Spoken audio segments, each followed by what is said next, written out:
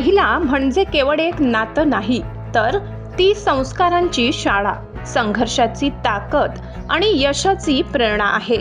आजच्या काळात महिला शिक्षण, व्यवसाय, विज्ञान, क्रीडा अशा प्रत्येक क्षेत्रात स्वतःची छाप उमटवत आहेत.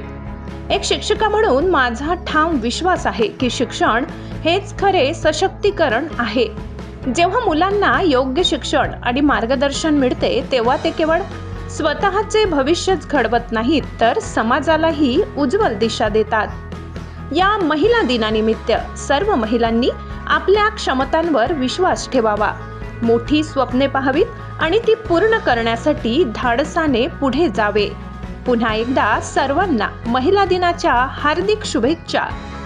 असा संदेश सोनल दरेकर थिटे, संचालिका, स्वामी समर्थ क्लासेस, कात्रज, पुणे यांनी दिला आहे.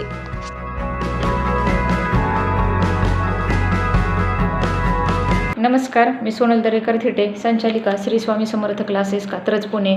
सर्वप्रथम आज महिला दिनानिमित्त मी माझ्या सर्व माता भगिनींना महिला दिनाच्या खूप खूप शुभेच्छा देते.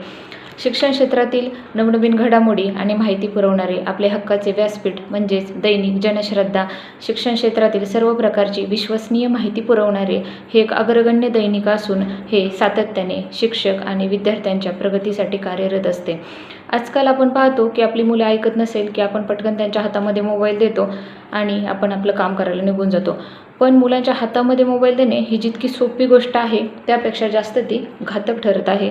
या मोबाईलचा मुलांच्या मानसिकतेवरती आणि बौद्धिक पातळीवरती खूप वाईट परिणाम होत आहे. त्यामुळं आज माझं पालकांना एकच सांगणं आहे की मुलांना स्किल एज्युकेशन द्या. स्किल एज्युकेशनमुळे मुलांचा बौद्धिक विकास हा खूप चांगल्या प्रकारे होतो आणि स्किल एज्युकेशन ही एक काळाची गरजसुद्धा ठरत आहे. स्किल एज्युकेशन जर मुलांकडे असेल आपला, तर मुलांचा आत्मविश्वास हा दुपटीने वाढतो.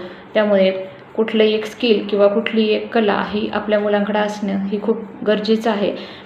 त्यानंतर मी आजच्या दिनी महिलांना सांगू इच्छिते की महिलांनी पण स्वावलंबी होणं तितकंच गरजेचं आहे.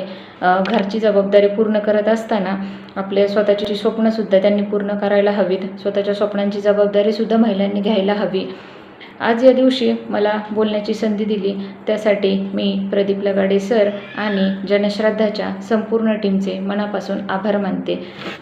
धन्यवाद.